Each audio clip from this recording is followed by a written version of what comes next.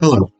So in this video, we're going to talk about Bertolt Brecht's essay, Die Straßenszene, Grundmodell eines epischen Theaters, or in English, Street Scene, a basic model for an epic theater.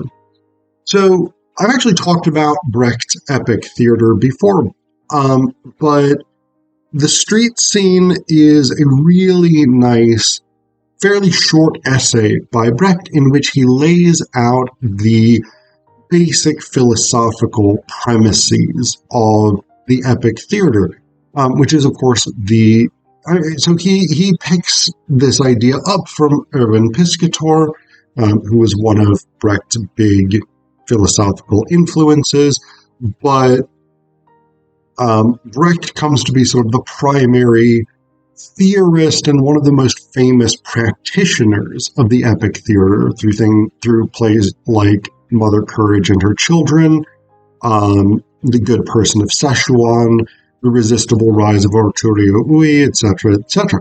So this is really central to the way that Brecht does theater, what it means for him to do theater.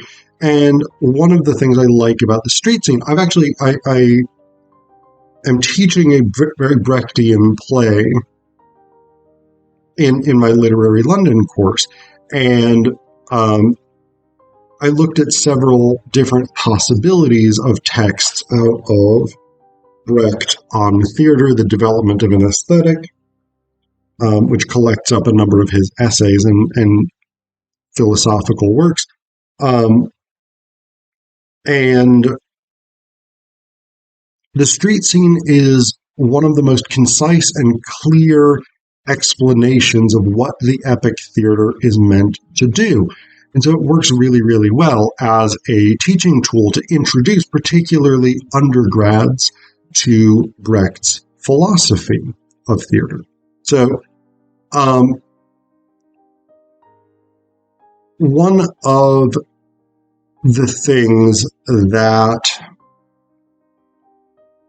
he sort of introduces right from the beginning is this idea of the non-elusive theater. And that's maybe not exactly the right term, but I like the way it sounds. A theater not based on the illusion that we are seeing reality, right? So there's this very old, very central concept in traditional theater, what we call the willing suspension of disbelief, that even though I, as an audience member, know that I'm not actually seeing Hamlet contemplating the ghost's commands, or Antigone defying her uncle's edicts, or Nora struggling with her place in a patriarchal society, or whatever it is, I'm not actually seeing that. What I'm seeing is an actor portraying that, and I know that, but I forget that, or I behave as though I forget that, right?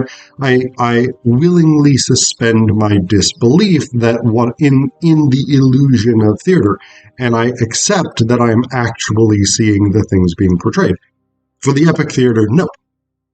Stop. Do not suspend your disbelief. But more than that, the epic theater should cue us not to suspend our disbelief. So within the first paragraph of the Street Scene, he says here, of the epic theater that developed in Weimar Germany, the actor used a somewhat complex technique to detach himself from the character portrayed. He forced the spectator to look at the play's situations from such an angle that they necessarily became subject to his criticism.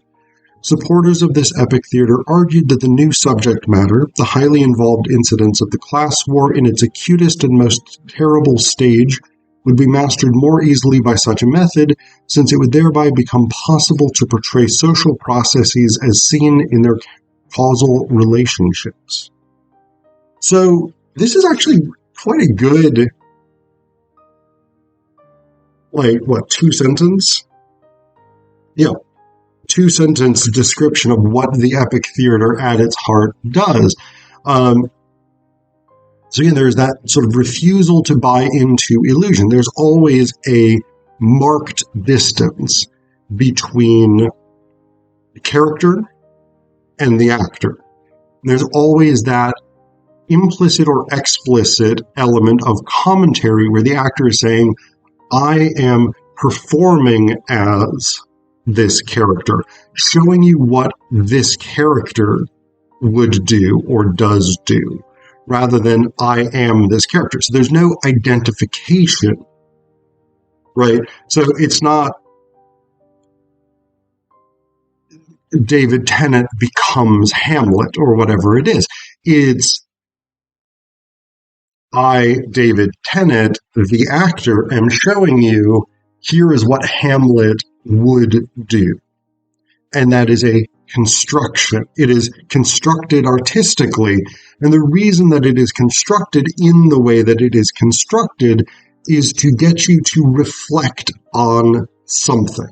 There's something about your society that is wrong. And in the case of Brecht, that is primarily to do with social class relationships within a capitalist system, because Brecht was a socialist or communist in the same sort of vein as the Frankfurt School of critical theorists.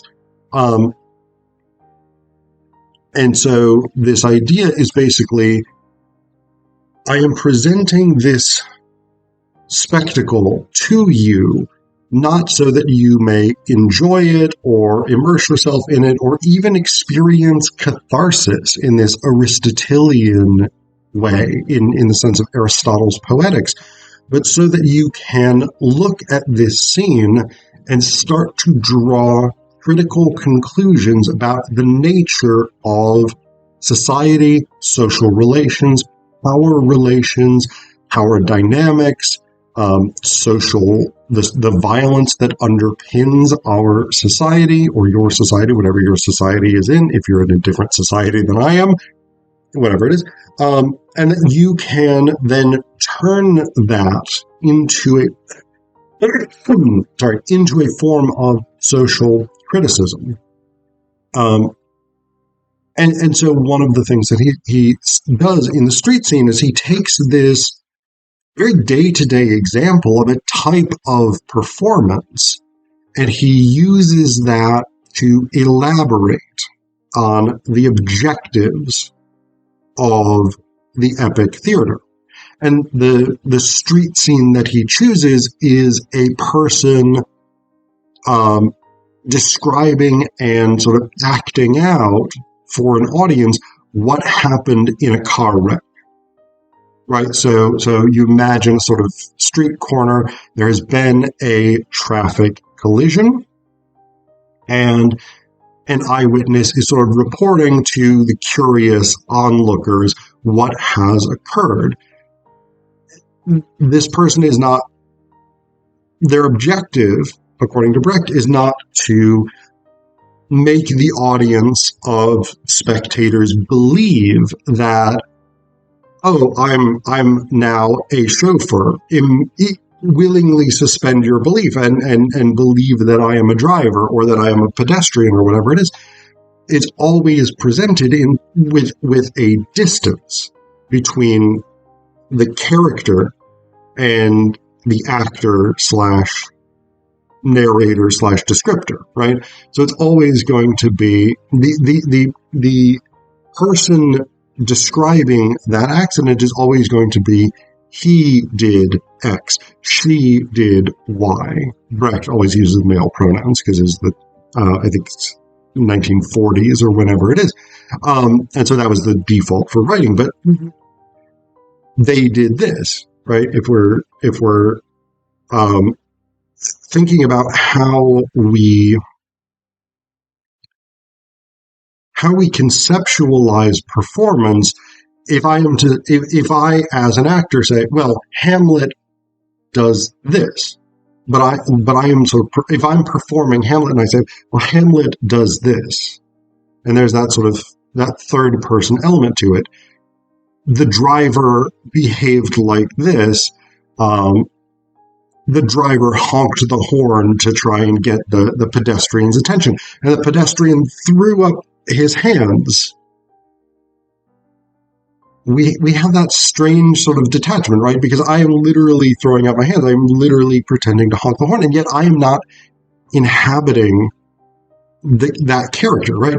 It's not I honked the horn, I threw up my hands in alarm, whatever it is, even if I go through those motions. And so there is what Brecht calls, in German, the Verfremdungseffekt, which is, in this particular edition of it, translated as the A effect, or the alienation effect, as it's sometimes called.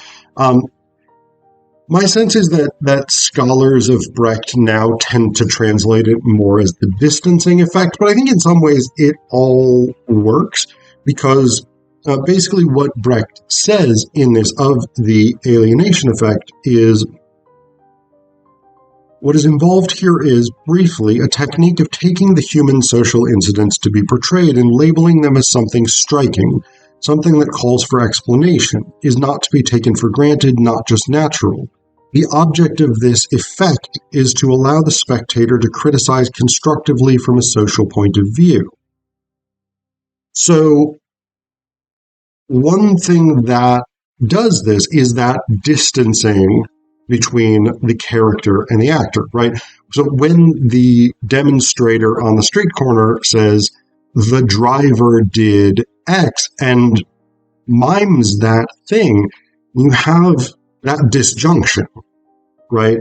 So we are seeing a representation of what was done, but we are not seeing an actor who inhabits that character. So there is a clear gap, and that invites us to sort of reflect on what was done and why. And this is the other sort of component of this, right? Is that so by breaking that illusion, by not having us willingly suspend our disbelief, there's a critical distance, right? We are not imagining that we are seeing the driver behave the way that the driver actually behaved. We are very clearly aware that the actor is not the character. And what that is meant to do within the structure of the epic theater, which is primarily practiced by people with some kind of... So in terms of formal theater practice, people like Brecht and those who pick up on Brechtian techniques, which is a wide range of people across the world, they tend to have some sort of political or socio-cultural objective in mind with constructing their performances as epic theater, whether that is sort of Marxist, whether that's feminist, whether that's post-colonial or anti-colonial or decolonial, whether that's LGBT or queer performance, whatever it is. There tends to be an objective to commentate on social relations within a society. And what Brecht says of this here is